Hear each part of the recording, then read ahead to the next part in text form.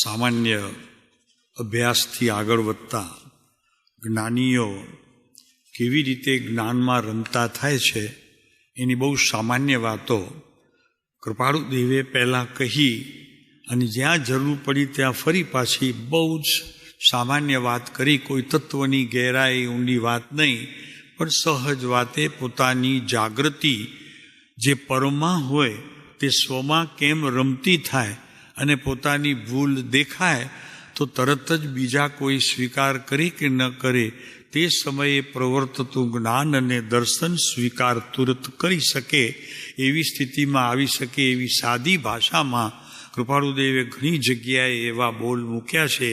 એમાંનો એક બોલ આપણે જોઈશું એટલે આપણને ખ્યાલ આવે કે આ કેવી રીતે પોતાના અધ્યાત્મ ક્ષેત્રને અત્યારે આ પંચમ કાળમાં પણ સ્પર્શ કરી લીધો.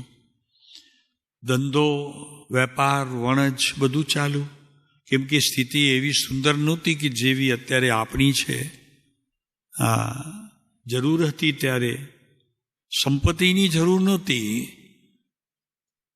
પણ આની જરૂર હતી એટલે થોડુંક તે સમયે પુરુષાર્થ કરી અને એના સંબંધીનો પણ એમને વિકલ્પ રહ્યા કરતો હતો એટલે એ પણ ચાલુ રાખ્યું હતું. અત્યારે તો આપણને એ નથી. અત્યારે શું ચિંતા છે? મુંબઈની કોઈને આંગળી ઊંચી કરે કે ભાઈ મુંબઈમાં મારો ધંધો આમ ને પછી ત્યાં છે નહીં, કોઈને દુકાન બંધ ને ફેક્ટરીઓ બંધ ને એવું કંઈક છે નથી. એટલે એક વાત તો નક્કી થઈ ગઈ, એટલે કે ત્યાંની ધંધો ધાપો, ખાવું પીવું, સૂવું, બેસવું, ઉઠવું, કપડાં વગેરે કાંઈ મારે ચિંતા નથી. બરોબર છે? આ મેં સત્ય હોઈએ તો બધા હાથો પાડો કે હું ઢીલું એટલે કાંઈક તો હજી ચાલુ છે. તો કૃપાળુદેવ લખે છે 25મા નંબરના પત્રની અંદર પોતાની જાગૃતિ માટેના બોલ. સાહેબ, આપણે જાગૃતિ અને એના માટે આપણને કંઈ કહેવું પડે ને એનું ગોલન કરવું પડે? બિલકુલ. કેમ કે આત્માની પ્રત્યેક અવસ્થાઓ પર અને સ્વથી જ્યાં સુધી રંજિત છે, માત્ર સ્વમાં રમતી નથી, પરની સાથે પણ તે રમે છે, તો તે સમયે જ્ઞાની પણ જાગૃતિ રાખે છે. કૃપાળુદેવ લખે છે 25મા નંબરના પત્રની અંદર કે આત્મા ભૂલાયો કેમ? કેમ કે મને તો છે નહીં પ્રમાદ. હું તો સતત આ જ લઈને બેઠો છું, વચનામૃત, આ તે બીજું, સ્વાધ્યાય, સત્સંગ, અભિગ્રહ, બધું જ ઠીક છે. તો જ્ઞાનીને હોય બધું, આપણે શું હોય? અહીંયા બંને સ્થિતિ છે. જ્ઞાની પણ છે અને જ્ઞાનીને અનુસરનારા આપણે પણ છીએ. બેમાંથી સત્ય કોણ નક્કી કરવું આપણું કામ. પ્રમાદને લીધે આત્મા મળેલું સ્વરૂપ ભૂલી જાય છે. બોધ છે, પણ એ બોધ બીજા માટે છે કે પોતા માટે છે એ નક્કી કરવું તો દરેક વ્યક્તિ ઉપર ડિપેન્ડ છે. એમણે કોને લખ્યું એ મહત્વનું નથી. આપણને તે ઉપયોગી થતું હોય તો આપણે લઈ લઈએ, અને બીજા માટે હોય તો ઠીક છે, ચાલો, એ આપણની ચિંતા ઘટી એટલી છે. પ્રમાદમાં શબ્દ છે ઉન્માદ, એટલે આત્માનો ઉન્માદ એટલે કે વેર વિખેર પડેલી તે સમયની જ્ઞાનની અવસ્થાઓને બિલકુલ તે પ્રત્યે સાવ ઉદાસીન વૃત્તિ હોય. તો કેવી ઉદાસીનતા? તો કે મારું કાંઈ બગાડી નહીં શકે એવા પ્રકારની ઉદાસીનતા. એટલે એનો અર્થ એ કે લક્ષ્ય જ નથી ત્યાં કે મારું જ્ઞાન કેટલું અજ્ઞાન રૂપે વર્તમાનમાં પ્રવૃત્તિને, મારા ભાવને બગાડે છે, એની નોંધ ક્યારે કોણે કરી? કદી એવી નોંધ થઈ? અગર લક્ષ બી ગયો આપણો ઘરમાં, દુકાનમાં, ફેક્ટરીમાં, ગમે ત્યાં બેઠા હોઈએ કે મને પ્રમાદ છે. પ્રમાદ એટલે ઉન્માદ, અને એ ઉન્માદ જ્ઞાનનું હોય. પ્રમાદ કદાચ પદાર્થો પ્રત્યે કોઈ વિરક્તિ વિશેષ થઈ હોય તો એના કારણે હોય, પણ પ્રમાદ શબ્દે તો પોતાનો ઉન્માદ છે. ઉન્માદ કેતા શું અર્થ કર્યો ઉન્માદનો? બેપરવાહી, લાપરવાહી. કાંઈ મને શું જરૂર છે? મને હવે કંઈ મોક્ષમાળા વાંચવાની શું જરૂર? મને હવે આ કરવાની શું જરૂર, મને હવે તો તત્વ દ્રવ્ય ગુણ પર્યાય શું કરે છે, પહેલા તું શું કરે છે એને જાણ્યા વિના દ્રવ્ય ગુણ પર્યાય શું કરે છે જણાશે કોને? પ્રશ્ન છે મોટો, કોને જણાશે આ?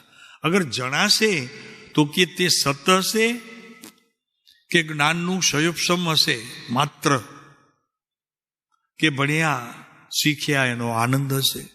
ત્રણમાંથી કઈ વસ્તુ છે? કે કૃપાળુદેવ લખે પ્રમાદને લીધે આત્મા મળેલું સ્વરૂપ ભૂલી જાય છે. લ્યો બસ. અને કૃપાળુદેવ તો બહુ સરસ વાત કહી દીધી. આમાં સરસ વાત કઈ? આમાં એક વાત બહુ જ સરસ છે, બીજી વાતની ખબર નથી, પણ એક તો બહુ સરસ છે. પ્રમાદ શબ્દે તમને જાગૃત કરે છે આપણને બધાને. પ્રમાદનો અર્થ ઉન્માદ પણ છે, પ્રમાદનો અર્થ આળસ પણ છે, અને પ્રમાદનો અર્થ મદ પણ છે. એક અર્થ કર્યો છે મદ પણ. પ્રમાદમાં મદ હોય. મદ એટલે મમકાર, મારાપણું, હું કરી શકું, કરું છું, કરી લીધું છે, એવો એક પ્રમાદ. તો એને લીધે શું ભૂલે છે પોતે? બોલો, જરા બોલવું પડશે. મળેલું ભૂલી જાય છે. એટલે શું મળવું જોઈએ અને નથી મળ્યું કોને ભૂલે છે? પ્રભુ જીવ નામના પદાર્થને પોતે ભૂલે છે, પોતે એ જ સ્વરૂપે છે. એટલે કે આત્મા છે એને દિવસમાં કેટલી વખત યાદ આવે છે એના ઉપર એનો આધાર છે. તો પોતાને જ પૂછીએ કે મને આત્મા કેટલા વખત યાદ આવે છે? 1 સેકન્ડ, 2 સેકન્ડ, 10 સેકન્ડ, દિવસમાં 24 કલાક રાત્રિ સરખા થાય, રાત્રિને મેળવીએ કાઢી નાખો તો ઠીક છે, 18 કલાક થાય, 17 કલાક થાય. તો બાકીના સમયમાં આત્માની સ્મૃતિ થઈ, એની નોટ કોણ કરે? મારે જ કરવી જોઈએ. કંઈ કરી હોય જેને કરતો હોય આંગળી ઊંચી કરે. હું આત્મા છું પ્રભુ, હું દેહાદી સ્વરૂપ નથી, દેહ સ્ત્રી પુત્રાદી મારા નથી. તો હું એક શુદ્ધ ચૈતન્ય આત્મા છું પ્રભુ, ચૈતન્ય આત્મા છું. નથી થતું સૂચવે છે, સભામાંથી અવાજ આવે છે, નથી થતું. હું આત્મા છું પ્રભુ. તો કે છે પ્રમાદને લીધે આત્મા મળેલું ભૂલી જાય છે. ચત્રભુજ બેચર એટલે પોતાના બનેવી છે સંસાર પક્ષે, એમને કૃપાળુદેવ લખે છે.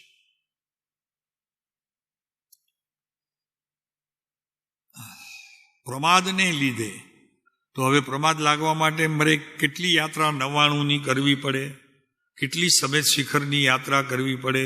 ચલો ઠીક છે. કેટલું દાન આપવું પડે, કેટલાને બોધ આપી અને સહમાર્ગે ચડાવીએ તો બધું આ મને સમજાય.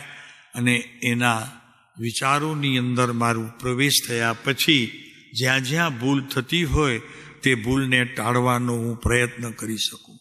શું કરવું જોઈએ?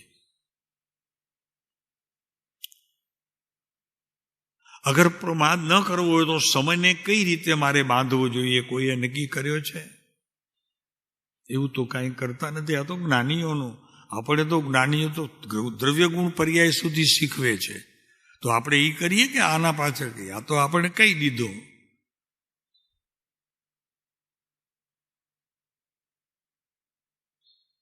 બફમમાં છીએ કે કૃપાળુદેવના માર્ગમાં છીએ તો મારી મુક્તિ નિશ્ચિત છે. બફમ છે, બરોબર છે ભરતભાઈ? બફમ છે. મને મળ્યા એટલે મને મુક્તિ થઈ જ ગઈ એવું પદોમાં હોય, ગદ્યમાં તો મારે વિચારવું પડે.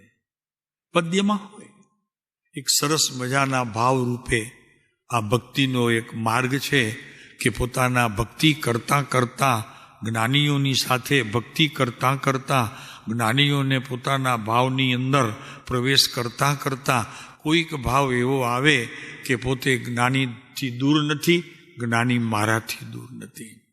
તો ભક્તિ અને એના શબ્દોમાં એવી એક તાજગી હોય છે જે ગદ્યમાં નથી હોતી. કેમ કે ગદ્ય એકલો એકલો બોલે તો ગાંડો કહેવાય, પદ એકલો એકલો બોલે તો ભક્ત કહેવાય. બરોબર છે? હા, બોલ્યો આ રસ્તામાં ચાલતો આવે અને ભક્તિ કરતો આવે, ભગવાનનું નામ લેતો આવે તો કે આ ભગત જાય છે જો. અને એકલો એકલો વાતો કરતો હોય, ગાંડો લાગે, કોની જોડે કરે છે. હવે એવા તો ગાંડા વેળા તો હું ન કરું ને. એટલે હું તો ગમે ત્યાં હોઉં, પહેલાં તો સરસ મજાના 5, 15, 20, 25 પદ મને એટલા મૌખિક હોય. એક પદ મૌખિક હોય એની કોઈ વાત કરે છે અત્યારે? ચાલો, કોઈ એવો વિશ્વાસ, કોઈ એવી વાત સભાની અંદર જ્યાં બીજા ઉપર એનું પ્રતિબિંબ પડે અને પ્રભાસ એના ઉપર થાય, પ્રભાવ પડે, એવો કોઈ એક વ્યક્તિ મુમુક્ષુ અહીંયા હોય તો બહુ સરસ આનંદ થશે અમને. પ્રભુ વઢવાણ નથી હો, અંતર રડે છે. આ જ્ઞાનીનો યોગ આ પંચમ કાળમાં મળ્યો છે, ખબર નહીં બીજો ભવ તો ક્યાં હશે.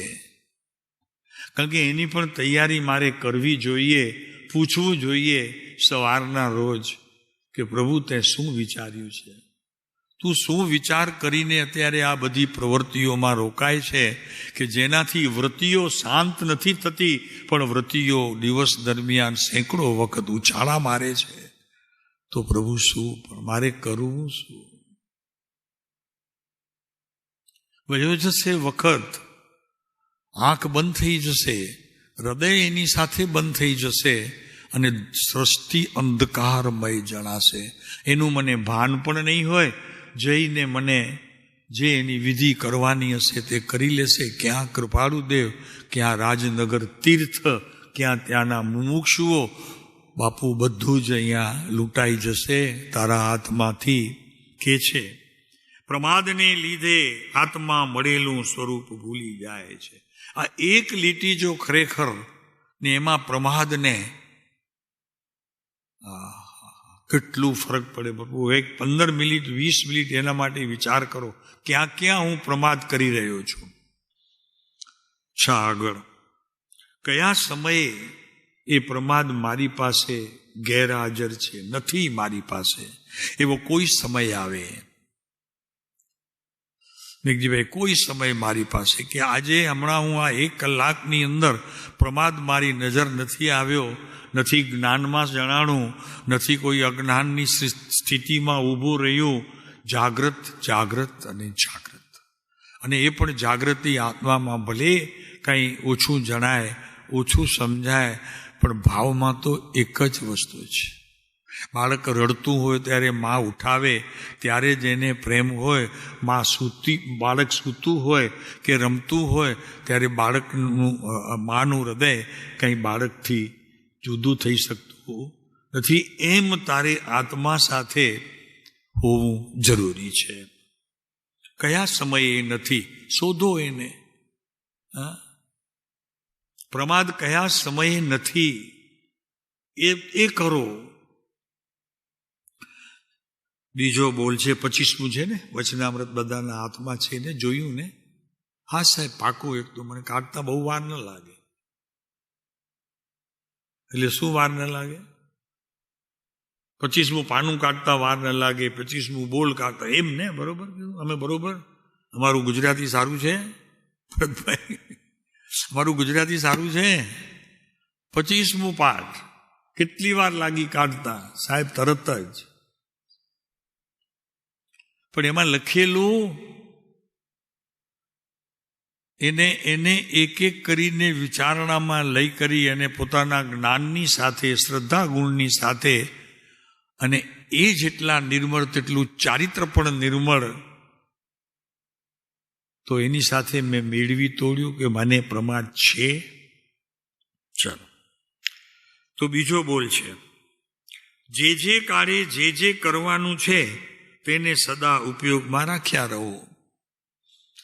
ટાઈમ ટેબલ બનાવો પોતાનું. અહીંયાથી નીકળીએ પછી ટાઈમ ટેબલ હોવો જોઈએ હાથમાં. શ્રવણ કરી આવ્યો તેનું ચિંતન, મને કોઈ વિશેષ વાત મારા માટે ઉપયોગી હોય એનું વિચારણા, ચિંતન, મનન, આવું બધું થાય છે ખરું? અમને તો પૂછવામાં આવતું, અત્યારે તમને તો કોઈ પૂછનાર નથી, અમને તો પૂછવામાં આવે. સવારના થયેલો સત્સંગ અમે બેઠા હોઈએ, 2-3 જણા હોઈએ કે ક્યારેક કોઈ જ ન હોય, 1-8 જણ બી હોય, તો પૂછે કે આજે શું શું આવ્યું, ત્યાં સુધી પોતે આ માટા મારે, લટાર મારે, અને પછી આપણને કહે કે લાવો લખેલું શું આવ્યું હમણાં 1 કલાકમાં, અડધા કલાકમાં, જેટલી વાર બેઠા હોય. નથી તમારી એટલી પરીક્ષા એટલે આપણે બેફામ છીએ, બેફામ. કોઈ ચિંતા નથી. બોલનાર બોલે છે, સાંભળનાર સાંભળે છે, મને શેની ફિકર છે, બધું જ મારું તૈયાર છે. એમ ઘણા જીવ અહીંયા આવે છે, આ સ્થળે પણ બધું જ તૈયાર છે અમારી પાસે, અમને કોઈની જરૂર નથી. બાપુ એ વાત બરોબર નથી. અને પાડી દેશે, ભાઈ જ્ઞાનીઓ મળ્યા એનો રંજ તને નથી તો સમજી લેજે તું રંજિત પણ થવાને યોગ્ય રહેશે નહીં. એવું થશે. જે કાળે જે કરવાનું છે તેને સદા ઉપયોગમાં રાખ્યા.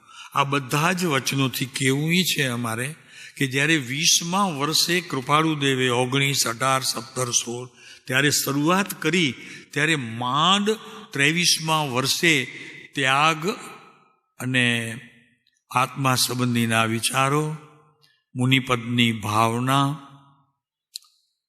શાસ્ત્ર લખવાની વિધિની શરૂઆત ત્યારે થઈ 23મા વર્ષે. ત્યાં સુધી તો બસ પોતા સંબંધીનો જ વિશેષ વિચાર છે. તમે જોશો તો ખ્યાલ આવશે. એના પાર્ટ પાડો. તમે તમારું ન પાડો તો જ્ઞાનીઓનો તો પાર્ટીશન મૂકો, જરી ખબર પડે કે એમણે 19મા વર્ષે શું કીધું, 18મા વર્ષે શું કીધું, 20મા, 21મા, 22મા, 23મા, જ્યારે 24મા વર્ષે આત્મદર્શન થયું ત્યારે બધા જ કારણો તમારી નજર સામે આમ ફરશે. તો કે આમાંનું તો મેં કાંઈ નથી કર્યું, મને શું સમ્યક દર્શન થશે? દ્રવ્ય ગુણ પર્યાય જાણી લીધા એટલે સમ્યક દર્શન થઈ ગયું? બાપુ એ તો જ્ઞાનના ક્ષયોપશમમાં ગયું, જ્ઞાનની સાથે રહ્યું નહીં. એ તો ક્ષયોપશમમાં આવી ગયું, પતી ગયું, વાત પૂરી થઈ ગઈ. તો એવા તો પંડિતો ઘણા છે જેનું હજી મિથ્યા તો અંશે ખસ્યું નથી.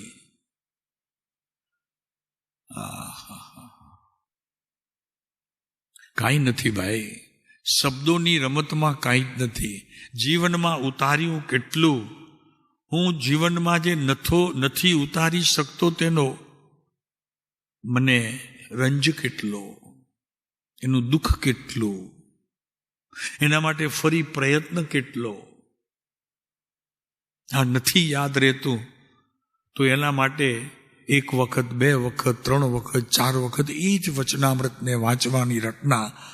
ત્યારે કૃપાળુ દેવનું 23મા વર્ષનું જીવન આપણે એટલા માટે જોઈશું કે 23મું વર્ષ કૃપાળુ દેવનું એટલું ભવ્ય હતું કે તે સમયે આત્મા રમતો રમતો કૃપાળુ દેવ પાસે આવતો હતો. એમને જવું પડતું નહોતું, એમની પર્યાયની ચિંતા નહોતી કે આ પર્યાયને હું જ્ઞાન સંબંધીએ એને ભીતરમાં વાળું. એનું ચિંતન, એની એકાગ્રતા સહજ થઈ ગયેલી. એ વાત કરશું આપણે 23મા વર્ષની વાત. એ બધું એમને એમ થઈ ગયું, શ્રવણ કરી લીધું એટલે બધું થઈ ગયું. તો એ વાત કી છે કૃપાળુ દેવ?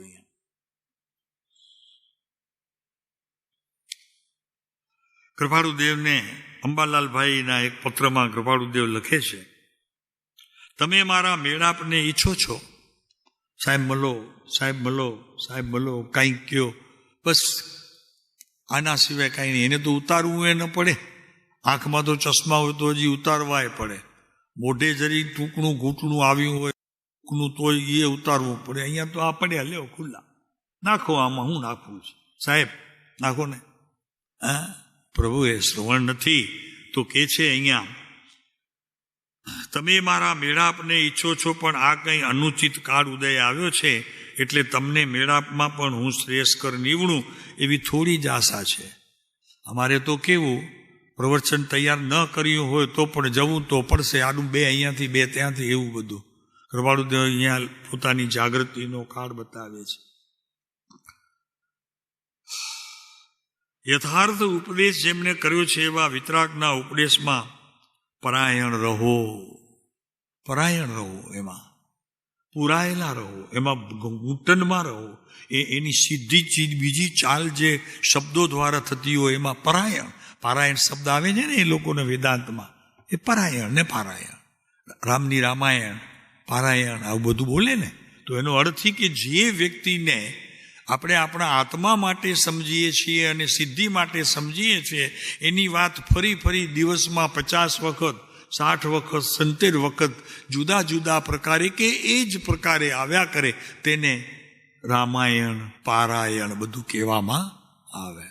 અહીંયા તો ન ગમે સાહેબ, કાલનું તો બધું અત્યારે હતું, હવે શું નવું જોઈએ છે, નવું જોઈએ છે. પણ તારી ભીતર આત્માના જ્ઞાનની પર્યાય નવીન અવસ્થામાં, એટલે કાંઈ પણ ગ્રહણ કર્યા સિવાય પ્રગટ થઈ છે, એ નિર્મળ અવસ્થામાં છે કે બીજું એમાં પડે તું પોતે લઈ શકે, કે જૂનું હજી પડ્યું છે એમાં જ તારે બીજું નાખવું છે. ચાલો, તો કે છે તમે મારા મેળાપને ઈચ્છો છો, પણ આ કંઈ અનુચિત કાળ ઉદય આવ્યો છે એટલે તમને મેળાપમાં પણ હું શ્રેયસ્કર નીવડું એવી થોડી જ આશા છે. એ અમારા માટે છે. પ્રવચન આપવા જવું એટલે જવું જ, એમ ન હોવું જોઈએ. અમારી એમાં બીજા ઠપકાની વાત છે. સાહેબ આજે નથી થયું જરી ચિંતવન મનન, તો આજે રહેવા દઈએ. આ બહુ જરૂરી છે.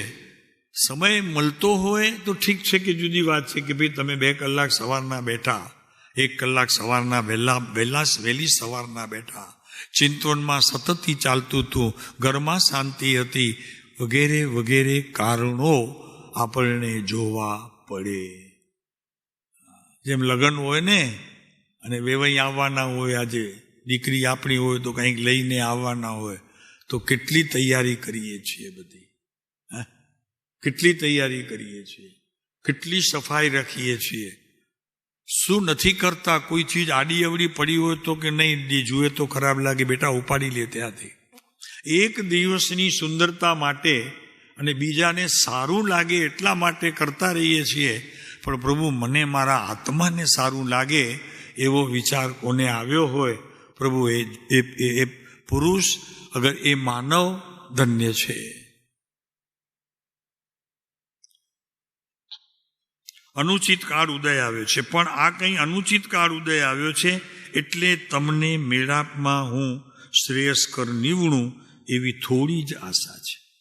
આટલું સ્પષ્ટ કહેનારો સંત, સ્પષ્ટ એમ કે બેઠા ને સત્સંગ શરૂ થઈ ગયું એમ નહીં, સ્પષ્ટ કે ભાઈ આજે મારી સ્થિતિ એ નથી કે હું મારા ભગવાનના મંદિરમાં પ્રવેશ કરી અને પછી તે કોઈકને હું ભેટ આપી શકું કે બોધરૂપે કહી શકું, એવી સ્થિતિ આજે મારી નથી.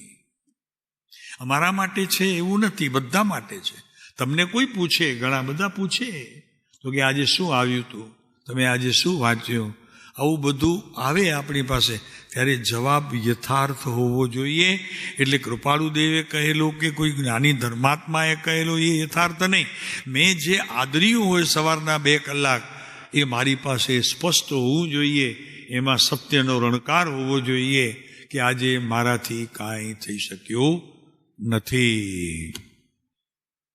આટલી સત્યતા પણ જીવન ઉજ્વાળ કરવામાં સહાયક થાય છે. અને જરી ખોટું બોલ્યા તો સમજી લેજો કે સારી થયેલી વાતોને પણ નઠારી કરવામાં એનો હિસ્સો ક્યાંકથી ને ક્યાંકથી આવી જશે.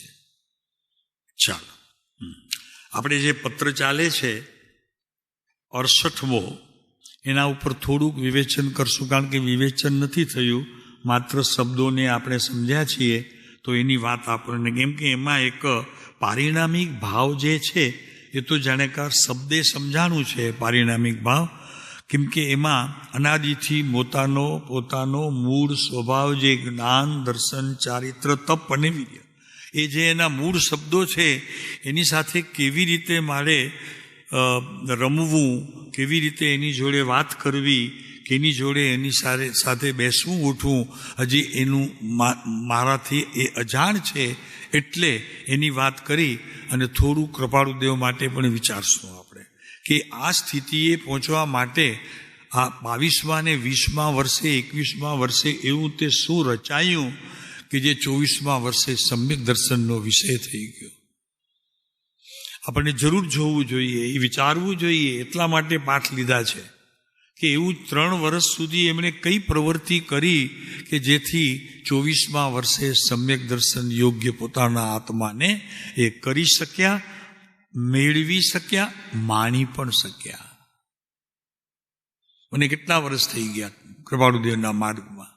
હું ક્યાં પહોંચ્યો એની પાસે, જ્ઞાનીઓના વચનમાં ક્યાં પહોંચ્યો છું, મારી કઈ સ્થિતિ છે ભીતર અંતરંગ, એની નોંધ કોઈની પાસે હોય તો બહુ સારું. ન હોય તો આજથી તૈયારી કરજો કે એ પુરુષ પાસેથી મેં ખરેખર શું મેળવ્યું છે.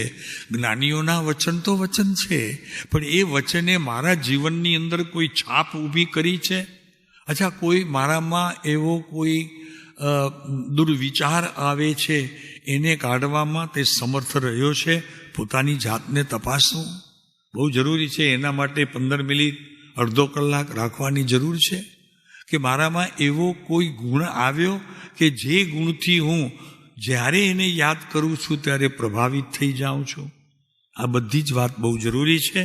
તો કૃપાળુદેવ લખે છે કે સર્વ દર્શન પારિણામિક ભાવે મુક્તિનો ઉપદેશ કરે છે. મુક્તિ જેને જોઈતી હોય તેને તપજપ તો બહારની વાત છે પ્રભુ, પણ એની પાસે કદાચ ભાવ, અભાવ, પ્રાગભાવ, કોઈ પ્રધ્વંસભાઈ, કોઈ અન્યનો ભાવ, ભાવના ઘણા પ્રકાર છે. એ પણ કદાચ એને સમજી લીધા હોય તો એ કાર્યકારી નથી, એનો અભ્યાસ કાર્યકારી નથી. હા, એ તારે જીવનમાં જો ઉતાર્યા હોય એ ભાવ, તો પારિણામિક ભાવની તું રાહ જોઈ શકે છે. આ બધા ભાવને સમજ્યા પછી તો પારિણામિક ભાવ એટલે આત્માનો જે મૂળ સ્વભાવ છે કે એક નિર્મળતા સિવાય બીજું કાંઈ એમાં છે, કોઈ એમાં ગુણ દેખાતો બી નથી. તારી દ્રષ્ટિ ત્યાં પડે તો દેખાતો બી નથી. અને જે દેખાય છે તે કાં તો તું કરી ચૂક્યો હોય અને કાં હજી કરવાનું બાકી હોય. એટલે હજી આ પારિણામિક ભાવ જે છે એ એવું સૂચવે છે કે જેવો વસ્તુ છે તેવી ને તેવી છે, બસ. એમાં કાંઈ બીજું નવું પ્રવેશી શક્યું નથી. ખુલ્લું થયું છે એમ કહેવામાં આવે, સ્પષ્ટ જણાયું છે મારા જ્ઞાનમાં એ કહેવામાં આવે. પણ કોઈ નવીન વસ્તુ ભીતર આવી છે દ્રવ્ય ગુણ પર્યાયથી અને એના પરિણમનથી, એવું છે નહીં. આ 5 ભાવ પણ જે બીજા છે, જે સમયે સમયે બદલાયા કરે છે, એનો ભાવ પણ તારી કોઈ એવી સંપત્તિ નથી કે તું એને રાખી શકે. એક જ સંપત્તિ છે એની પાસે. કઈ સંપત્તિ છે? પારિણામિકપણું. તો પારિણામિકપણામાં મુખ્ય આપણે જે નથી કરી શકતા એનું મૂળ કારણ, પછી હવે ધીરે ધીરે એ જ ભાષામાં આપણે આગળ વધશું. સર્વદર્શક પારિણામિક ભાવે મુક્તિનો ઉપદેશ કરે છે. સર્વદર્શન જ્યારે કૃપાળુદેવ લખે છે તે માત્ર જૈનોના કરેલા સર્વદર્શન નહીં, જ્ઞાનીઓએ મુકરર કરેલા જૈન દર્શન. એ ગડબડ થશે, કારણ કે જૈનોના તો બધા જ દર્શન એટલે દર્શન, બસ ભગવાનને જોયા એ દર્શન. એમ નથી. કોઈ ઉપવાસ તપ જપ કર્યો તો એમાં પણ દર્શનની વિધિ, સામાયિક પ્રતિક્રમણ પોષદ પ્રત્યાખ્યાન કર્યું તો એમાં પણ એ દર્શનની વાત નથી. કૃપાળુદેવ અહીંયા લખે છે કે સર્વ દર્શન પારિણામિક ભાવે મુક્તિનો ઉપદેશ કરે છે. પારિણામિક ભાવ એટલે એનો અર્થ એ છે જે વસ્તુ જેવી છે તેવી જ રહી છે. સુધરી છે તો તેની અવસ્થામાં મૂળ તત્વમાં એને સુધારપણું કાંઈ છે નહીં. આત્માને સુધારવો પડે, બગડેલું છે એવો વિશ્વમાં કોઈ પદાર્થ પણ નથી, અને એવી કોઈ શાસ્ત્રની વિધિએ નથી કે એને બગાડનારો અને સુધારનારો કોઈ જન્મ્યો હોય. કેમ કે એ બગડ્યો જ નથી, બગડ્યો છે તું, તારી અવસ્થાઓ, અને એ અવસ્થાને તે પ્રમાણિકપણે સ્વીકાર નથી કર્યો, જેથી અત્યારે આ અનંત સંસાર તારું મુખ ખોલીને ઊભું છે. જેવો અહીંયાથી છૂટે તરત પાછું બીજું એને મળી જાય છે, બહુ જ મળે છે. અને એમાં કદાચ અત્યારે મળેલું આ કુટુંબ, આ સમાજ, આ ધર્મ, આ સત્સંગ, આવી જગ્યા કદાચ ન પણ મળે, પણ એટલું સારું છે કે ભગવાને એ વાતને પોતાની પાસે રાખી દીધી, છુપાવી દીધી, કીધી જ નથી અને કહેશે જ નહીં કે તું પહેલા ક્યાં હતો. કીધું કદી કોઈને તો કે તું અત્યારે અહીંયા બેઠો છે આવી ગંદકીમાં ને આવી જગ્યામાં? તારી જગ્યા તો બહુ સુંદર હતી, માટુંગામાં 1200 ફૂટનો ફ્લેટ હતો તારો, અને એટલું સરસ ફર્નિચર બનેલું હતું, બધું સારું સારું, દીકરા ડાયા, સ્વચ્છ, સફાઈવાળા, 4માં પૂજાય એવા, આ બધું તું છોડીને અહીંયા આવ્યો હું કામ? એ તો કે ને હવે આને બધાને તારા માને બધા આવા જીવોને પ્રભુ આ છોડવાનો પ્રસંગ આવ્યો છે. બધું તારામાં રમવાની વાતનો આ સંજોગ અને આ પ્રસંગ આ બધા જ આવ્યા છે. ત્યાં નજર નથી આપણી, છે તો ક્રિયામાં, પણ કરતા કોણ છે એનો એ જાણવાની કદી દરકાર કરી નથી. અને કદાચ દરકાર કરી હોય તો શાસ્ત્રાર્થમાં, પ્રયોગાત્મમાં હજી ક્યારે શરૂ થશે એ ખબર નથી. પ્રભુ સર્વદર્શન પાણીરામિક ભાવે મુક્તિનો. હવે અહીંયા દર્શનની વાત આવે છે તો દર્શન એટલે અહીંયા પંથ નથી કહેવો, કોઈ ગચ્છમત નથી કહેવું. દર્શનનો અર્થ છે ખરેખર તારી પોતાની સ્થિતિનું ખૂબ દ્રષ્ટા ભાવે સમજણપૂર્વક એનું ચિંતન કરવું, એની વાત આવે છે આ દર્શનની. દર્શન એટલે બધા દર્શો જગતમાં અત્યારે કેટલા છે એની સાથે મને ભેદ કેટલા છે એની સાથે મને કોઈ સંબંધ નથી. દર્શન શબ્દે મારા પદાર્થમાં મેં ક્યાં સુધી પ્રયત્ન કર્યો. વાત તો એવી જ છે, હું કોઈના ખેતરમાં જઈ અને હળખેડ તો બેસી જાઉં, એના ગામમાં ખબર પડે, એ દોડતો આવે, તમને કહે કે યાર બહુ સારું કામ કરો છો, મારા ખેતરમાં આ બધું કરો છો, ક્યાંથી આવો છો? પહેલાં જરીક આમ ક્યાંથી આવો છો? હા, ક્યારે માર ખાધી છે કે નહીં? પોલીસ જોઈ છે કે નહીં? ચોકી ક્યારે જોઈ છે કે નહીં? ગયા છો કે નહીં? ત્યારે પછી પસીના વળે. એમ પ્રભુ અહીંયાથી છૂટ્યા નથી. પસીના તો નહીં આવે, પસીના તો નહીં આવે, કેમ કે સ્મૃતિ જ ભગવાને પોતાની પાસે રાખી લીધી. અંદર રહેલો પરમાત્માએ ભીતર રાખી દીધી કે મારે સુધારવો છે, એને બગાડીને રડાવવું નથી. બાપુ મોટી વાત છે, તમને કહી દેશે બધું. ત્યાં હતા, ત્યાં આટલા વર્ષ સુધી તમે ત્યાં હતા, શું શીખીને આવ્યા છો મને બતાવો તો ખરા. મારી પાસે જવાબ નહીં હોય એવી શરમાળ સ્થિતિમાં તે આત્મા નહીં મૂકે, એટલે એ બધું જ અહીંયા મૂકી અને વયો જશે. સમજાય છે? ઉપકાર છે ને.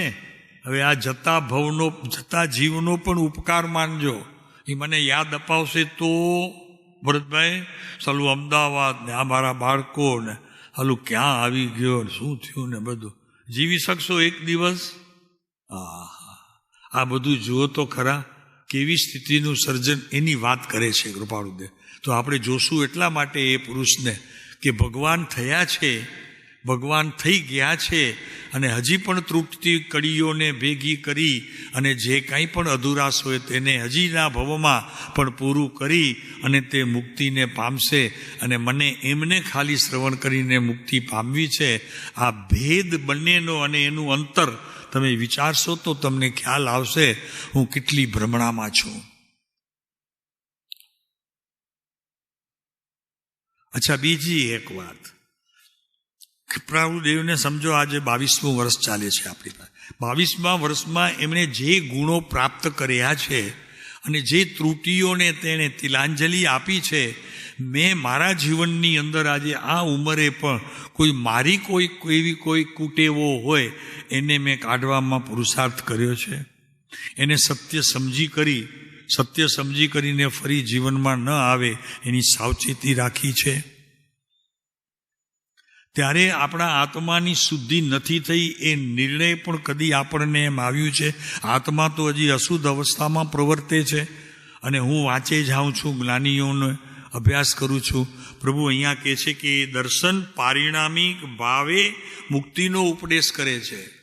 પારિણામિક ભાવની સ્થિતિ તો સર્જન કરો કે જેટલું કંઈ ખોટું છે એ બધું જતું કર્યું અને જેટલું સરસ નહોતું તે સંતો પાસેથી મેળવ્યું અને મારી જે કુટેવો હતી એ બધી મેં બહાર કાઢી નાખી. એ કહે છે તો એ દર્શન છે. દર્શન એટલે કોઈ અહીંયા ઓલા મંદિર નથી બતાવવા, દર્શનનો અર્થ છે શ્રદ્ધા ગુણની તારી પ્રત્યેક કારણ વિધિ, કર્તા વિધિ, કર્મ વિધિ, બધી જ વિધિ સમજવી પડે તારે. કર્તાપણું ક્યાં, કેવી રીતે, શું કર્મ, શું આને વાળવા તો કેવી રીતે? કારણ કે કોઈ અંદર તો જઈ શકે એવી સ્થિતિ નથી. અરે મોટી જીત છે આ માનવ ભવની કે આ તને ખબર પડી, અને એ પણ આ માર્ગમાં ખબર પડી કે કર્મનો રાજા કર્મ હોય, હું હોઈ શકું? હું માનું એ ખોટું છે કે મારે આ કર્મ આવી પડ્યું કરવું પડે, એ વાત ખોટી છે બિલકુલ. અને એ વાતને ખરેખર જો કોઈએ બતાવી હોય તો આવા મહાન સંતોએ બતાવી છે કે તું તારી પરિસ્થિતિને ફેરવી શકે એવી તારામાં શક્તિ જરૂર છે, પણ કોઈ શક્તિને ભીતર નાખી શકે તારા દ્રવ્યની અંદર, અને એમાંથી તું બહાર કાઢી અને બદલી કરી શકે એવી વ્યવસ્થા જૈન દર્શનમાં છે નહીં. તું જેટલું સુંદર કરીશ તે સુંદર જ રહેશે, સુંદર જ રહેશે, અને જેટલું બુરું કરીશ તે બુરું રહેશે, ખોટું રહેશે, પરિભ્રમણ રૂપ રહેશે. તારા કારણે બંધન છે, તારા કારણે મુક્તિ છે, બીજું કોઈ કર્મ કારણ નથી, કોઈ સંસારના પદાર્થો તારા કારણ નથી, જળની સાથે તને કદી એકતા થઈ નથી, થવાની નથી, ભાવિમાં પણ થશે નહીં. તું માનશે એ તારું દુઃખ છે, અને માનશે એ તારું સુખ છે. જે કરવું હોય તે કરજે પ્રભુ. આ વાત તો ચોખ્ખી પારિણામિક ભાવની એમ કે છે. એટલે કે છે કે સર્વદર્શન પારિણામિક ભાવે મુક્તિનો ઉપદેશ કરે છે. જેવો છો તેવો હા પાડતો જા. અત્યારે ભરતભાઈ ઉપર મને ક્રોધ આવ્યો છે તો કહી દે, સત્ય કહી દે. ભલે 4 આપે, ન બોલે તારાથી, પણ સત્ય કહી દે. સત્ય જેટલું છુપાવીશ તેટલું સત લાંબુ જશે. 1 ભવ, 2 ભવ, 3 ભવ, 4. સત સમજાય? સત અને સત, એક સતમાં નીચે એનું નિશાન છે, અને એક સત્ય છે, માત્ર બોલવું, કરવું, પાડવું, એની વાત પણ સાથે જ ચાલે છે કે સત 2 પ્રકારના, પણ બંને પ્રકારની વિધિ જુદી. એક સત્ય છે આત્મા, અને એક સત્ય છે આત્માના અનંત ગુણોને દેખાડે, છતાં તું અંધારામાં રહે, એ શું કરે? એટલે એ દર્શન અહીંયા તો સર્વદર્શન પારિણામિક ભાવે જે આત્મા છે, મૂળ આત્મા, અત્યારે આપણી પાસે જે સમજવા બેઠા છીએ, જ્ઞાનીઓ સમજ્યા છે બાપુ, એમાં તો નર્યું પારિણામિક ભાવ જ છે. એ એકને જ જુએ છે. પ્રત્યેક અવસ્થાને નિર્મળપણે જોવાની દ્રષ્ટિ સાધ્ય એટલી થઈ ગઈ છે જે સહજ બની ગઈ છે. સહજ. દાખલા તરીકે ઉદય આવ્યો, કે આકરો ઉદય આવ્યો, તારું જ કરેલું છે, નક્કી કર. કોઈના ઉપર દોષ આપી અને તું નવા કર્મો બાંધવાની વાડી ઊભી કરતો નહીં. ખ્યાલ રાખ. તો કે છે સર્વદર્શન પારિણામિક ભાવે મુક્તિનો ઉપદેશ કરે છે. સર્વદર્શન નામ સર્વ શાસ્ત્રો, સર્વ જ્ઞાનીઓ, સર્વ જે શબ્દો હોય તે બધા એકનું જ પારિણામિક ભાવ. બીજું કાંઈ એમની પાસે છે નહીં. બીજું જે કાંઈ છે તારી માન્યતામાં છે, અને તારું માન્યતા તે વખતે અજ્ઞાનમાં છે, અને અજ્ઞાને રહેલું માન્યતાનું તારું જે આ પીછું છે એ છૂટે તો પારિણામિક ભાવ તને સમજાય. બાકી આ ભાવ અભાવ, પ્રાગભાવ, પ્રધ્વંસ ભાવ, એટલા ભેદો સમજ્યાથી નહીં થાય. તું સુધરી જા. સુધરવાનું તારે છે. સુધરવું એટલે અસત્વ હોય તેને સ્પર્શ ન કરવો, સત્વ હોય તેને છોડવું નહીં. બધી ગઈ વાત પૂરી થઈ. આ 2 માં તો રહેલું છે માર્ગ. એ નિસંશય છે. પાછું એમાં શંકાને સ્થાન નથી. એની વાત કરશે નિયમસારની અંદર છે. બહુ સરસ છે નિયમસારની અંદર. જરાક 2 મિનિટ કરી લો. એ બહુ સાદી ભાષામાં છે ને, એટલે જરા મન થયું મને લેવાનું. મેં કીધું જરાક લઉં તો ખરો, ખ્યાલ તો આવે જીવોને કે વિભાવ અને સ્વભાવનો ફરક તો બધા જાણે છે. બહારનું કરીએ તેને વિભાવ, ને ઘરનું કરીએ તેને સ્વભાવ. આમાં બહેનોને પૂછીએ કાંઈ ભૂલ છે અમારી? સ્વભાવ એટલે મારી પાસે જે પ્રોપર્ટી છે અને એના પ્રમાણે હું કાર્ય કરું, એ મારો સ્વભાવ. અને વિભાવ એટલે નથી, અને છતાં દોષપણે પણ મારે એને બતાવવું કે તું આવો છે, તું આવો છે, તું આવો. વિભાવ. એ દર્શનની વાત ચાલે છે. એ દર્શન બતાવે છે. અહીંયા બહુ સરસ છે. તો કે છે એ નિસંશય છે, પણ હવે કે છે પણ યથાર્થ દ્રષ્ટિ થયા વિના. આ દ્રષ્ટિનું વિષ છે ભાઈ. દ્રષ્ટિ એટલે આ દ્રષ્ટિ નહીં, જ્ઞાનથી ક્રિયા થતી તે દ્રષ્ટિ. જ્ઞાન નિર્ણય કરે છે તે સમયે દ્રષ્ટિના વિષયને. જ્ઞાનને પણ એ નિર્ણય કરે છે જ્ઞાન જ, અને દ્રષ્ટિના વિષયને પણ કરનારો તો જ્ઞાન જ છે. એ દ્રષ્ટિ કે છે. પણ યથાર્થ દ્રષ્ટિ થયા વિના સર્વદર્શનનું એટલે બધા ધર્મો નહીં. અહીંયા દર્શન એટલે ધર્મો ન લેવા. શું કીધું? અહીંયા દર્શન એટલે ધર્મ નથી લેવાના કે બધા જ ધર્મો, એમ નહીં. દર્શન એટલે તારી જોવાની દ્રષ્ટિ, અને તે સમયે તારું જ્ઞાન દ્વારા અને શ્રદ્ધા ગુણ દ્વારા અને ચારિત્ર દ્વારા જે નિર્ણય જગતે જોયું તે પણ જોયું, અને છતાં તેને જે ખરાબ હતું કાઢવા માટે તે પ્રયત્ન ન કર્યો, એને જ સત્ય મનાવવા માટે તે છેવટ સુધી તારું ઢોલ પીટ્યું સંસારનું. આ બધા દૂષણોના કારણે ખરેખર તારા આધ્યાત્મિક વિચારોનું મૃત્યુ થઈ ગયું. સરસ વાત આવવાની હતી તે ન આવી, એ મૃત્યુ સમાન થઈ ગઈ. આમ પરિભ્રમણ વધતું ચાલ્યું, ખ્યાલ જ ના આવ્યો કે હું શું કરી રહ્યો છું. તો સર્વદર્શન પારિણામિક ભાવે મુક્તિનો ઉપદેશ કરે છે તો ઉપદેશ એમ જ કે મુક્તિ માટે તારે કાંઈ કરવું પડતું નથી. જે છે તેવું કેવું છે, જે છે તેવું માનવું છે, અને જેવું છે તેવું ભાવિમાં આવવાનું છે. બસ આ બધી વાતો આપણે આપણા જ્ઞાનની અંદર સ્થિર કરી દીધા પછી એટલો આનંદ હોય છે, અને એને અહીંયા કહેવાય છે સમ્યક દર્શનની પ્રાપ્તિ.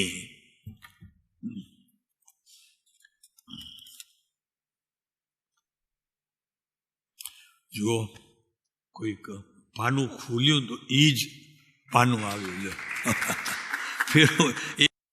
તું નક્કી કરી ગયો તો અહીંયાથી? હા, ઠીક છે.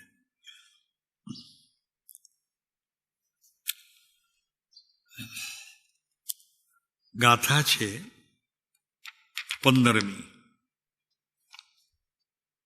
અને એનો એક શ્લોક લખ્યો છે. આપણને શ્લોક જોવો છે. અહીંયા 27મું કળશ છે. શ્લોક એટલે કળશ. અપિત બહુ વિભાવે સત્યમ જ શુદ્ધ દ્રષ્ટિ સહજ પરમાત્મ તત્વાયા વાસીની નિષ્ણાત બુદ્ધિ સપદી સમય સારા અન્યાન દસ્તી તિથિ મત્વા સભવતી પરમ શ્રી કામિની કામરૂપ. સ્પષ્ટ નહીં જ નથી બોલ્યો હું. થોડુંક આમાં આવી હશે કારણ કે ભણ્યા નથી અમે, પણ એક શું કહેવાય ટેવ એક કે વાંચવી. બસ ચાલો. શું લખે છે જુઓ હવે એમાં. બહુ વિભાવ હોવા છતાં જીવને બહુ વિભાવ એટલે કે પોતાનો સ્વભાવથી વિરુદ્ધ કહેવાની, કરવાની, જાણવાની, બીજાની દ્રષ્ટિ, બીજાની જોઈને મગજમારી કરવાની, એવું બધું એને વિભાવ કહેવામાં. વિભાવ એટલે વિશેષ નહીં. એટલે વિશેષ, જ્યાંથી પણ મળે ત્યાંથી લેવાનો એવો ભાવ. વિભાવ હોવા છતાં એ છે પોતાની પાસે ગુણ, તો એને જાણવાની શીખવાના બદલામાં એ માથાકૂટ કરે છે બીજામાં. તમે ક્યારે હમણાં કેમ નથી જતા? હમણાં જાઓ ને સારું લાગે. પ્લેનમાં જાઓ, પ્લેનમાં ત્યાં વળી કોક આવે તો કે પ્લેનમાં જશો પણ બેસી કેમ શકશે? બેન હમણાં બીમાર છે ને, તો વળી અમે ખાલી ગયા હતા તો બધું ચાલતું હતું, તો કે બેસાતું નથી મારાથી. ઠીક, તો વળી પછી તો પછી છે ને સારું છે આ કરીને જાઓ ને, શું કહેવાય, એમ્બ્યુલન્સ. આવું બધી ભરામણોને શીખાવો આવે એને બધો વિભાવ કહેવામાં આવે, કે જેને કોઈની સાથે કાંઈ સંબંધ નથી અને છતાં એવો ભાવ આવ્યા કરે છે. સમયનો બગાડ, જ્ઞાનની પરિણતિનો પણ સમય જાય એ વાત કરે છે. હવે જોજો, બહુ વિભાવ હોવા છતાં પણ સહજ પરમ તત્વના અભ્યાસમાં જેની બુદ્ધિ પ્રવીણ છે. ખાલી ફેરવવાનું છે તારે, બીજું કાંઈ કરવાનું નથી. અહીંયાથી ઓપરેશન કરીને અહીંયાનો સ્વભાવ વિભાવ કંઈ તોડીને પછી અહીંયા સ્વભાવમાં તો ફિટ કરવો જ નથી. પોતાને બદલવું છે ખાલી. જ્ઞાને તે પણ જ્ઞાને બદલવાનું છે. એટલે એવું નથી કે દીક્ષા લઈ પછી તો કે 12 વર્ષ મળશે પછી તારા સ્વભાવમાં જવાનો, એમ નથી થતું.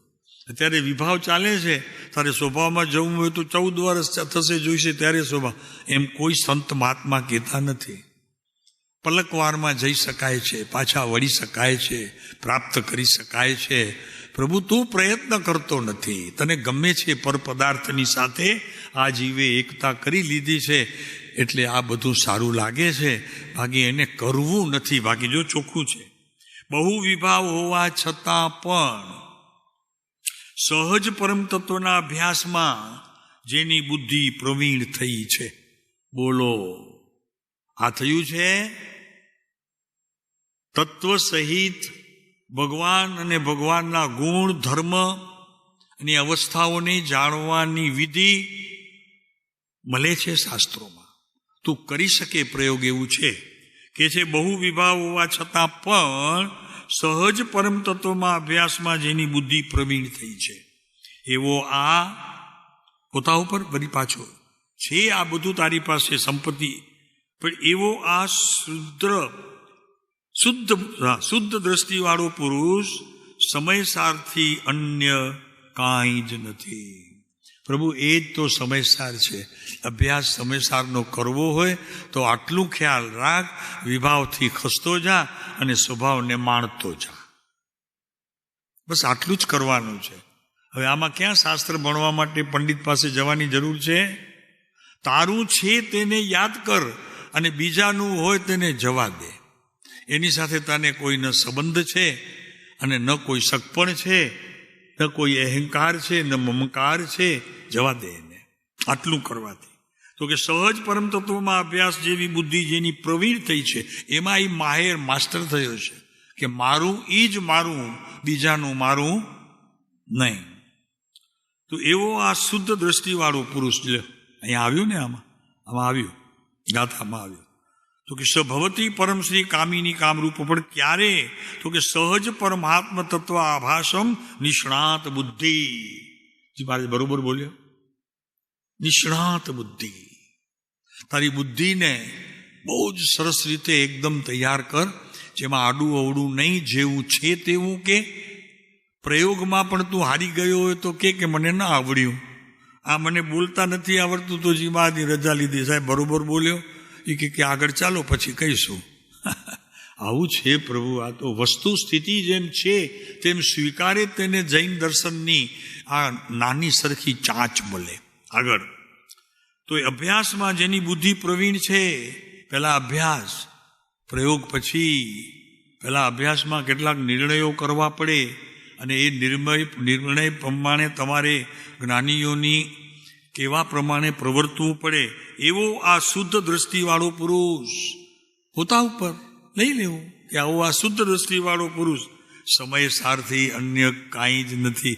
આ સમયસાર જો હવે માને કે મેં વાંચ્યું નથી, જોયું નથી, લેને આ પડ્યો અહીંયા, લેને આ સમયસાર.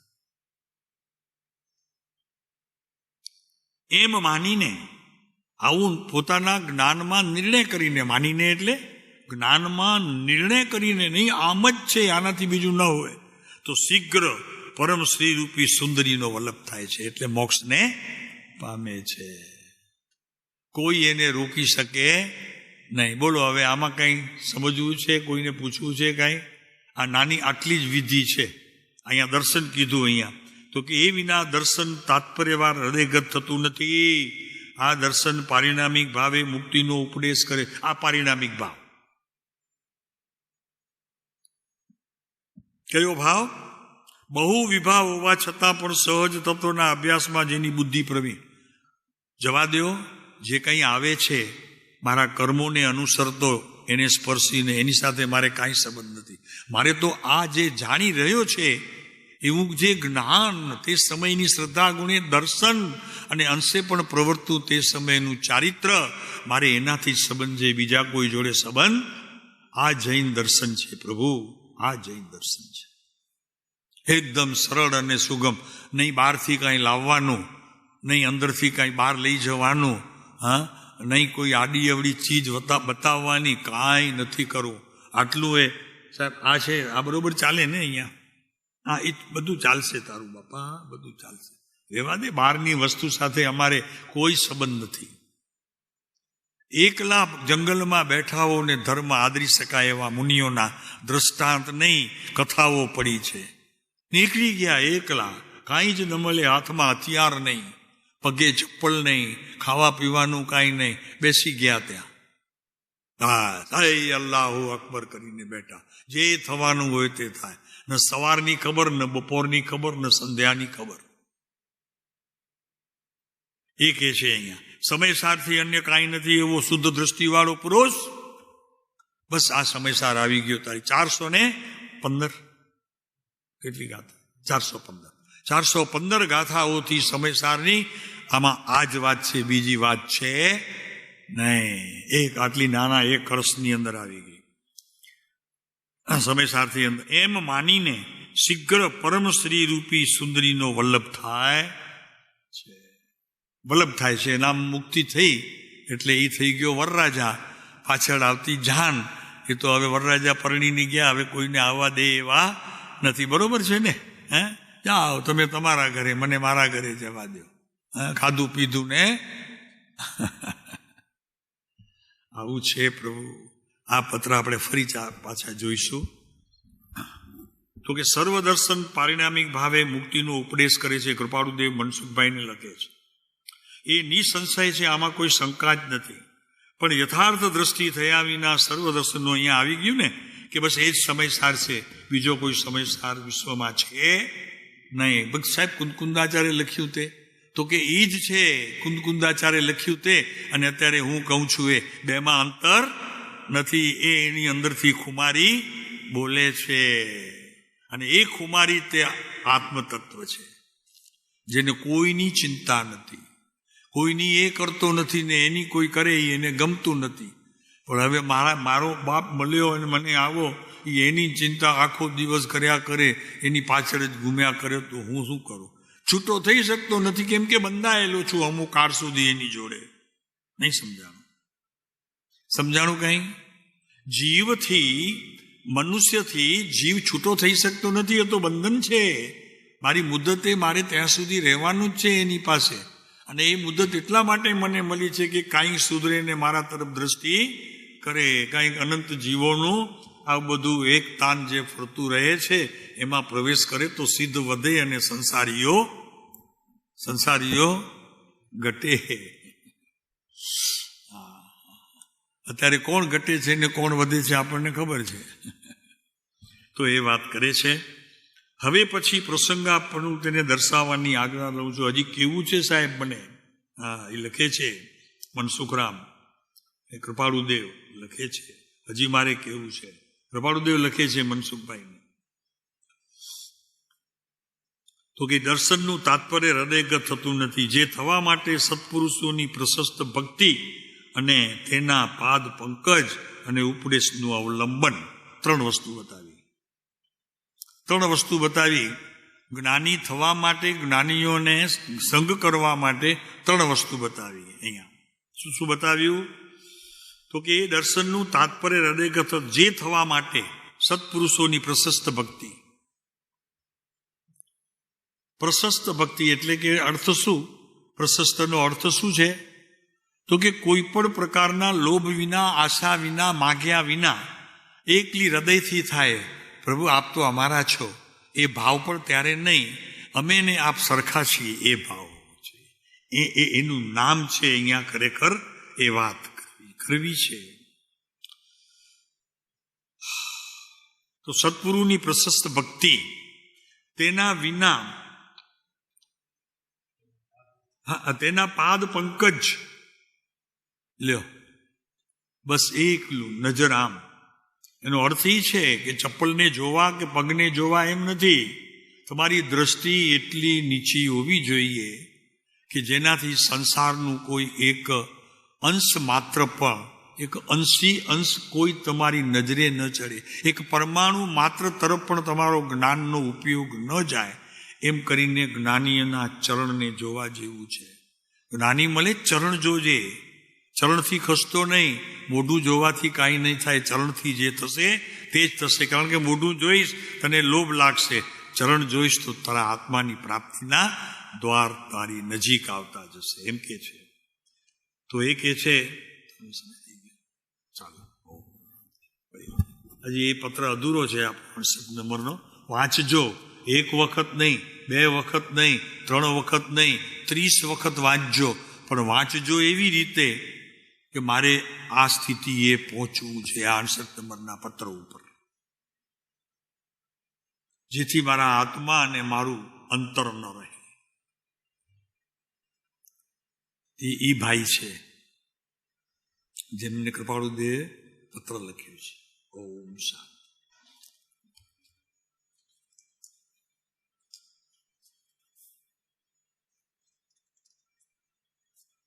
ચરી વૈરાગ્ય સંબંધીનો થોડુંક આપણે બધા જ શાંતિથી તારા દિલડાને પૂછી જોજે રે કોણ છે કોનું.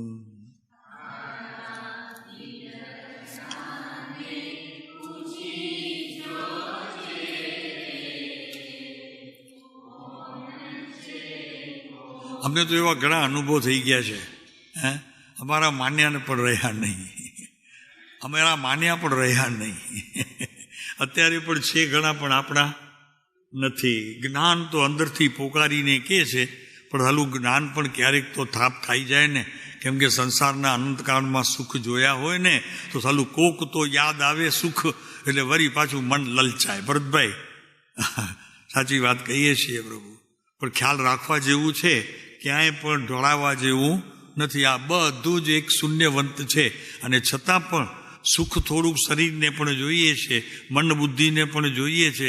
સાવ ઠાઠા ફાઠા થઈ જઈએ કે ચાલો કોઈ પૂછા કરવા ન આવે એવા થઈને જીવવું, એના કરતાં થોડું ખોટું બોલીને પણ જીવવું, ખોટું લગાડીને પણ જીવવું, સારું ન હોય તો સારું કહેવું, એવા બધા નાટક કરીને સંસાર ચલાવીએ છીએ. આ બહુ સ્પષ્ટ વાત કરીએ છીએ જગતના જીવોની, ને એમાં અમારા અંશ તો આવી જાય ને જગતના જીવોની સાથે. હા, બસ એક જ. તારા મનડાને પૂછી જોજે રે કોણ છે કોનું.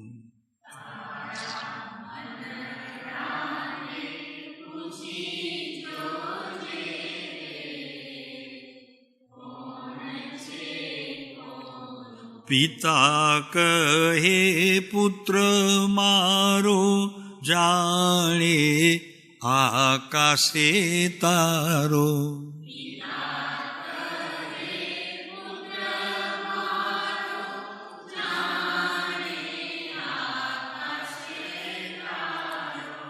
ઉગ્યો એ તો ખરવાનો રે કોણ છે કોનું.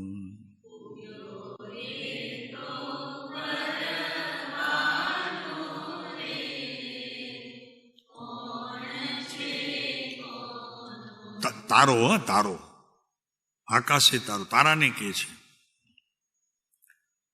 બેની કહે વીરો મારો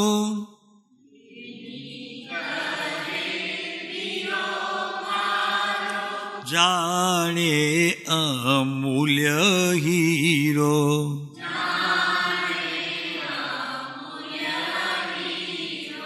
હીરો એ તો જેરે ભર્યો રે કોણ છે કોનું.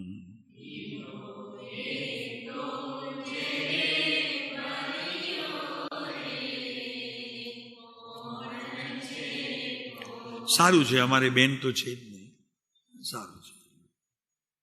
પુત્ર હતો, મને ખબર પડી ને એટલે હું બીજી વખત કહું છું.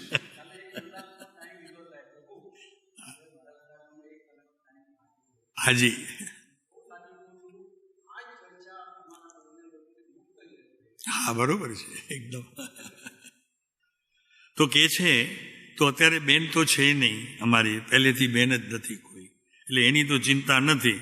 પણ એમ જરાક લાગે એમ કે ભાઈ કોઈને માનતા હોઈએ બેન તરીકે, એવું એ કોઈ નથી અમારું. તો કોઈ કોઈને બેન તરીકે માની હોય એટલી લાગણીઓના હિલોડા આવ્યા જ નથી. કંઈ ભાગ્ય હશે તો કા અભાગ્ય આવીશું, બેમાંથી એક હશે. અભાગ્ય બી હોઈ શકીએ કે એવું ન મળે બેન જેવું, પણ અભાગ્યા એટલે અભાગ્યા બી હોઈ શકે. પણ જે સમજો તે તમારે સમજવાનું. પત્ની કહે પતિ મારો જાણે, પ્રેમી દરિયો.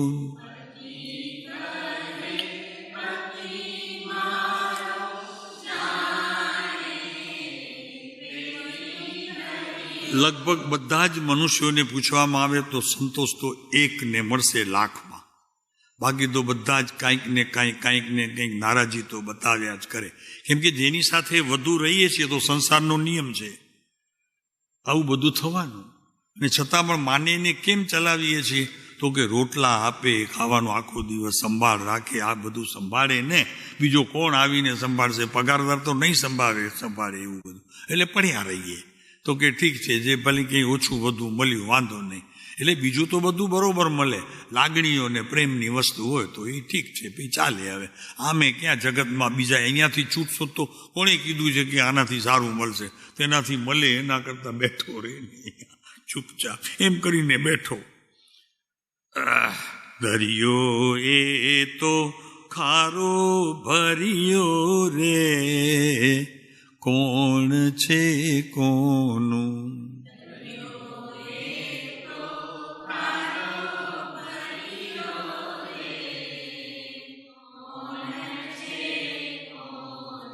તો કે છે કોણ? નિશ્ચયથી આત્મા મારો તે તો સદગુરુએ જોયો.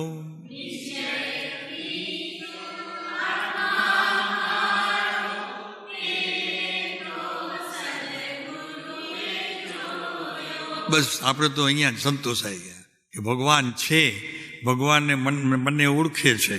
હું એમને નથી ઓળખતો પણ એ મને ઓળખે છે, એટલે ઓળખે છે એટલે ઓળખે છે. સમજ્યા કે નહીં? બસ બાકી તો પછી આમાં લખે છે એવું જ છે. એણે જોયો જાણ્યો અનુભવ્યો, એવો આત્મા છે મારો.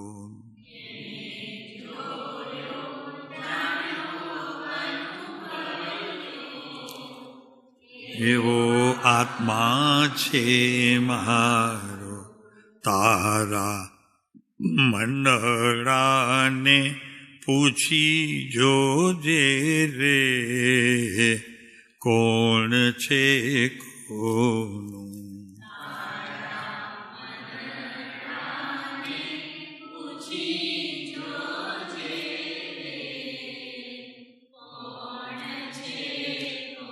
અમે એટલે તો છૂટા થઈ ગયા. જોયું કે કાંઈ કોઈનું કાંઈ છે તો નહીં. મેં કીધું ભાગો, ઘર છોડો, આવી જાઓ, આશ્રમમાં બેસી જાઓ ચૂપચાપ અહીંયા. એમ કરીને બેઠા. આપ બધા એમ જ છો? વાહ, અહીંયાથી એક જ જવાબ આપ્યો. આપ બધા બહેનો એમ જ છો? સંસાર કંઈ ઝેર જેવો લાગ્યો છે ક્યારે? અને આવ્યા છો કે ચાલો જરાક જોઈ આવીએ, ભજન ભક્તિ કરશું તો બીજો બહુ વરી સારું મળે, હે કાંઈક વરી પછી આવા કોઈ જ્ઞાની ધર્માત્મા મળે, ઘર કંઈક કુટુંબ પૈસાવાળું મળે, એનાથી આવ્યા છો? એના કારણે આવ્યા છો? કદી પૂછ્યું પોતાને કે પૂછ્યા વગર આવ્યા? જાય છે બધા તો ચાલો એ હેંડો છે, હેંડો કાઠિયાવાડમાં બોલે ને, હેંડો હેંડો આ જાય પાછળ દોડી. પુરુષોને પૂછીએ કઈ મેળવ્યું અત્યાર સુધી? પૂછા કરીને આવ્યા કે એમને આવ્યા? પૂછે ભાઈ. બહુ બહુ બહુ બાપુ, આ બધી જ ચીજો હજી ભ્રમણારૂપ છે હો. આપણા જીવનની અંદર ખ્યાલ રાખજો. આ ભ્રમણાનો ભારો તૂટ્યા વગર, ભાંગ્યા વગર, એની કચ્ચર ઘાણ નીકળ્યા વગર સંસાર તમારો પીછો છોડે એમ નથી. સમજી લેજો, સંસાર પીછો નહીં છોડે, તમારે છૂટવું પડશે. એના ભરોસે રહેશો, ફરી પાછો બીજો, ફરી ત્રીજો, ફરી ચોથો, ફરી પાંચમો. નક્કી કર આપણે હલા નીકળી જઈએ. નામ લખાવો, બધાને કહ્યું કે નામ લખાવો, સાહેબે કીધું છે. એ ભાવ તો કરીએ હમણાં અહીંયા બેઠા બેઠા. બીજા ભાવમાં માનવ ભાવ મળે તો હે ભરતભાઈ હું કરશો? કરીએ એવું કંઈક નથી. હજી તૈયારી નથી. હજી તો મળશે ત્યારે પણ કોઈ ઉઠતું ઊભું નથી થતું. એમ શું બીજો ભાવ, આને જવા દો, હવે તો ગયું, પૂરું થઈ ગયું, હવે કાંઈ એમાં રહ્યું નથી. બીજો ભાવ મળે કદાચ માનવનો, તો અત્યારથી ભાવ કરવાના શરૂ કરી શકો છો કે મારે સંસારમાં રહેવું નથી, આવું સંસાર છે, હમણાં બોલ્યા એવું, તો રહેવું છે કે નીકળી જવું છે? તો નીકળી જવું છે એવા નામ આપજો થોડાક, તો પછી પાછળ તમારા બીજા નામ આવે. તમે પહેલાં શરૂઆત કરશો તો પછી બીજા નામ આવે ને.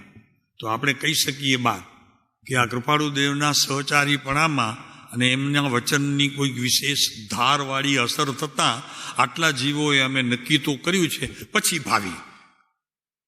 હા, એ વળી પાછું લખજો એટલે તમને શાંતિ રહેતું કે ભલે અત્યારે લખીએ છીએ, કોને ખબર ક્યાં આવીશું, કોણ કેવા આવશે ત્યારે. એટલે છૂટા પણ જઈએ અને અહીંયા બધાની વચ્ચે તાળીઓ પડશે. હા, ચાલો. પણ એવું નહીં કરતા પ્રભુ. આ માંડ પુરુષ હાથમાં આવ્યો છે આ પંચમ કાળમાં, તીર્થંકરના યોગ જેવો, તીર્થંકરના યોગ જેવો એનાથી એક નવો પૈસો ઓછો નથી, નવો પૈસો ઓછો નથી. જે કંઈ તીર્થંકર પાસેથી મળવાનું હતું સમોસરણમાં, જે ભગવાન ન આપી શક્યા એ આપ્યું. એનું કારણ એક જ હતો, ભગવાન તો ભગવાન હતા, આ તો મારા ગુરુ હતા, એટલે મને ન આપવાનું પણ એ આપી દીધું અને હજી પણ આપ્યા કરે છે. ઓમ શાંતિ.